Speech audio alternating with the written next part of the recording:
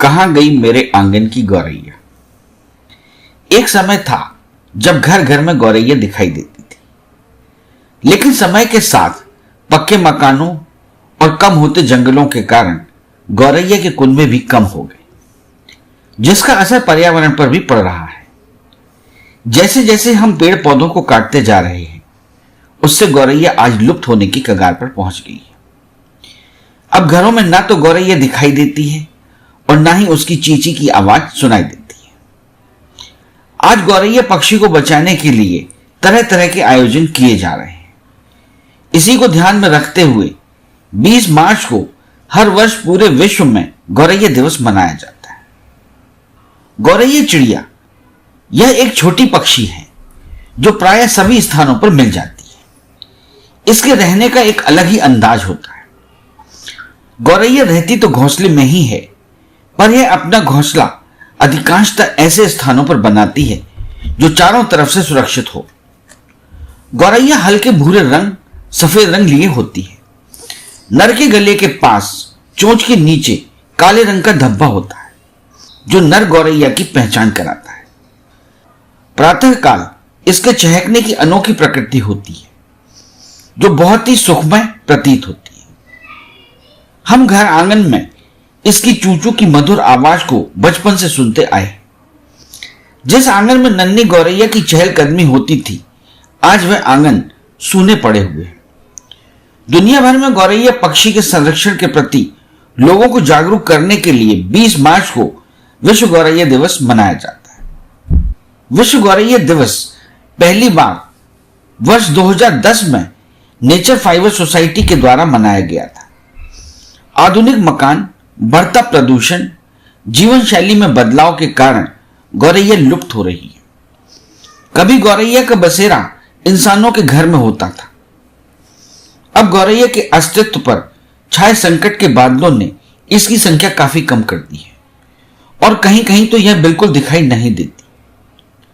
इस संकट की घड़ी में नन्ही गौरैया को अपने आंगन में बुलाने के लिए हम लोगों को मिलकर कई काम करने होंगे।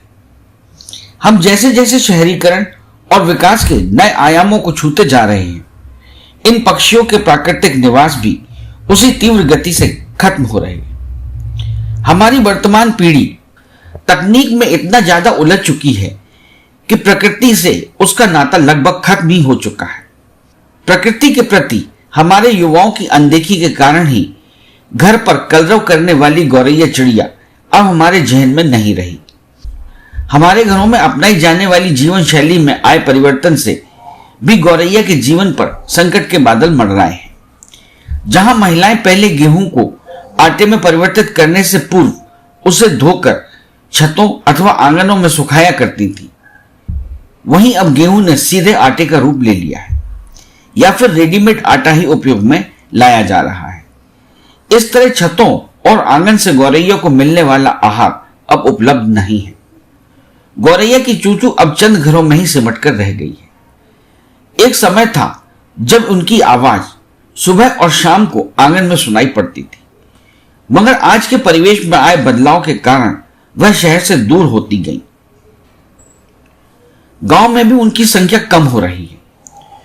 बचपन की सबसे सुखद स्मृतियों में गौरैया जरूर आती है, क्योंकि सबसे पहले बच्चा इसी चिड़िया को पहचानना सीखता था। पड़ोस के लगभग हर घर में इनका घोंसला होता था। आंगन में या छत की मुड़ेर पर वे दाना चुगती थी। बस अड्डों और रेलवे स्टेशनों पर ये झुंड के झुंड खुदकती रहती थी। प्राचीन काल से ही हमारे उल्लास, स्वतंत्रता, परंपरा और संस्कृति के संवाहक वही गौरैया अब संकट में है। संख्या में लगातार गिरावट से उसके विलुप्त होने का खतरा मंडरा रहा है। न केवल भारत में बल्कि दूसरे देशों में भी गौरैया की संख्या में दिनों दिन गिरावट आ रही है। ब्रिटेन, इटली, फ्रांस, जर्मनी जैसे देशों में इनकी संख्या जहां तेजी से गिर रही है, मगर नीदरलैंड में तो इन्हें रेड लिस्ट के वर्ग में रखा गया है। दिल्ली में तो इस पक्षी को ढूंढना इतना दुर्लभ हो गया है कि लाख ढूंढने पर भी यह पक्षी दिखाई नहीं देता। इसलिए दिल्ली सरकार द्वारा साल 2012 में गौरैया को राज्य पक्षी घोषित करने का फैसला लिया गया। गौरैया की दिनों दिन घटती संख्या का सबसे बड़ा कारण आधुनिक घरों में गौरैया के रहने के लिए जगह नहीं है। घरों की खिड़कियों में कूलर, रोशनदानों में जहां विंडो एसी ने गौरैया के जीवन को और भी खतरे में डाल दिया है। अगर चिलचिलाती धूप से बचने या भोजन की खोज में गौरैया आपके घरों में आएगी भी तो पंखे या कूलर से इसके कट जाने का खतरा रहता है। घर का माहौल भी अब उनके अनुकूल नहीं रहा है। पेट्रोल के दहन से निकलने वाला मेथिल नाइट्रेट छोटे कीड़ों के लिए विनाशकारी होता है, जबकि यही कीट चूजों के खाद्य पदार्थ होते थे। मोबाइल टावरों से निकलने वाली तरंगों में इतनी क्षमता होती है जो इनके अंडों को नष्ट कर सकती है। गौरैया को विलुप्त होने से हम ऐसे बचा सकते हैं। गर्मी के दिनों में अपने घर की छत पर एक बर्तन में पानी भरकर रखें। गौरैया को खाने के लिए कुछ अनाज छतों और पार्कों में रखें। कीटनाशक का प्रयोग कम करें। अपने वाहन को प्रदूषण मुक्त रखें। हरियाली बनाएं। छतों पर घोंसला बनाने के लिए कुछ जगह छोड़ें और उनके घोंसलों को नष्ट ना करें। गौरैया को फिर से बुलाने के लिए लोगों को अपने घरों में कुछ ऐसे स्थान उपलब्ध कराने चाहिए जहां वे आसानी से अपना घोंसला बना सके और उनके अंडे तथा बच्चे हमलावर पक्षियों से सुरक्षित रह सके। गौरैया शहरों में तो लगभग लुप्त हो चुकी है तथा गांव में भी इनके घरौंदे अपेक्षाकृत कम ही हैं। हमें इस चिड़िया को बचाने के लिए थोड़ा सा प्रयास करना होगा। यदि हम यह कर सके तो क्या पता यह रूठा मेहमान हमारे घर आंगन में फिर से फुदकने लगे, फिर से चूचू की मधुर आवाज गूंजने लगे।